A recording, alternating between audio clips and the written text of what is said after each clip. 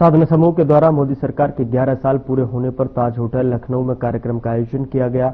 रमेश सिंह से हमारे साधना समूह ने बातचीत की है। इस दौरान उन्होंने क्या कुछ कहा, आप भी सुनिए। मैं रमेश सिंह, राजा भदौरिया जी, ये बीजेपी के नेता हैं, इनका स्वागत करना चाहती हूँ। आज के इस कार्यक्रम में आपका स्वागत है।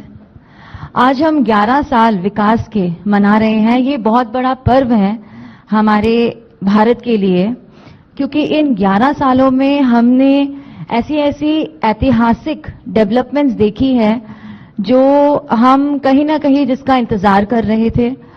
और आज की तारीख में बीजेपी एक ऐसा बड़ा पार्टी बन के उभर के आया है जिसने अपना कहीं ना कहीं एक डंका बजाया है। तो आज मैं आपका स्वागत करना चाहूंगी। जी, बहुत बहुत धन्यवाद। और मैं साधना न्यूज और साधना चैनल को बहुत बहुत धन्यवाद और बधाई देता हूं इस कार्यक्रम को करने के लिए।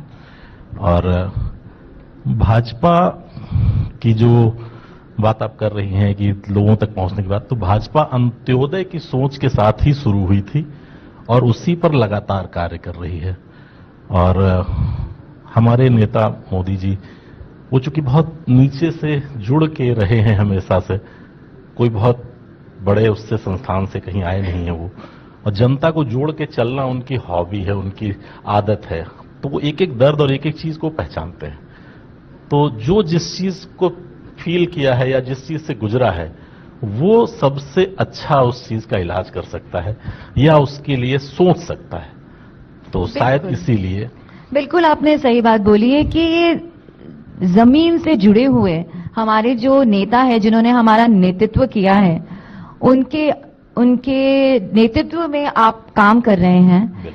इन 11 सालों में आपने बहुत डेवलपमेंट्स देखे हैं। आप खुद एक नेता है, तो मैं पूछना चाहूंगी कि आपके नजरिए में अभी जो इन 11 सालों में कुछ आपने भी बहुत सारे काम कराए हैं, तो मैं उनके बारे में पूछना चाहूंगी कि आप जनता को बताइए। देखिए, जैसे अगर हम जनता के परेशानियों की बात करें, तो जैसे ओडीएफ लेके हम लोग चल रहे थे। आज सरकार ने गांव में घर घर शौचालय जो हम लेके आए, सरकार मोदी जी की बहुत बड़ी सोच थी। जो एक सामान्य जनता की जो दिक्कतें थी इस महिलाओं की, उसको लेके आगे बढ़े और आज गांव गांव तो उस चीज को पहुंचाया। आम जनमानस की समस्या थी वो, बहु बेटियों की समस्या थी वो। हम गांव से जुड़े हैं, क्योंकि हम जानते थे कि अगर सूर्योदय हो गया, उसके बाद अगर तबीयत खराब भी है तो कितनी समस्याओं को झेलना पड़ता था। आज उन समस्याओं से लोग नहीं जा पा रहे हैं। तो उस चीज को लेकर जो गांव गांव तक की समस्याएं थी, उनसे हम जुड़े थे। आज सड़कों का जो जाल हमारे यहाँ फैला है, उसके द्वारा हम गांव गांव तक पहुंच पा रहे हैं, लोग हमसे जुड़ रहे हैं। उन चीजों से हम बहुत आगे बढ़ रहे हैं। मेडिकल की बात करें हम, तो जैसे मैं रायबरेली से आता हूं, मेरा जिला है।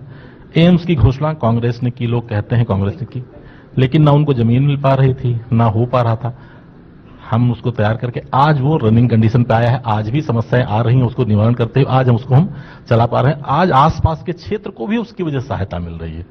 तो एम्स की संख्या की बात करिए, तो उस चीजों को लेके, जनता के दर्द को लेके जो हम काम कर रहे हैं, वो केवल मोदी जी की सोच है और उसको लेके ही हम आगे बढ़ पा रहे हैं आज के डेट में। बिल्कुल आपने सही बोला कि एम्स एक ऐसा हॉस्पिटल है जिसपे हर जनता के हर वर्ग के लोग को विश्वास है। बिल्कुल, एक छोटे से गरीब इंसान से लेकर एक अमीर इंसान, हर कोई एम्स पे आंख बंद करके विश्वास करता है। बिल्कुल। और उसके केवल घोषणा होने से इलाज नहीं होता है किसी का, बिल्कुल काम होने से इलाज होता है, उसके चालू होने से इलाज होता है।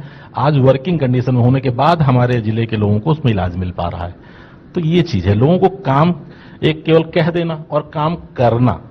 तो मोदी जी काम करने पे विश्वास रखते हैं, हमारी सरकार काम करने पे विश्वास रखती है। उसी का कारण है कि हम पर इतना विश्वास और भरोसा करते हुए लोग हमसे जुड़े हुए हैं और हम लोग लगातार आगे बढ़ रहे हैं। और अंत्योदय की भावना ही हमारा मूल मंत्र है, जिसके साथ हम आगे बढ़ रहे हैं और लगातार बढ़ते रहेंगे। बहुत अच्छी बात बोली आपने। और ये विकास रुकना नहीं चाहिए। 11 साल कहने के लिए 11 साल हो गए हैं, लेकिन हम चाहेंगे कि ये विकास रुके ना। ये ऐतिहासिक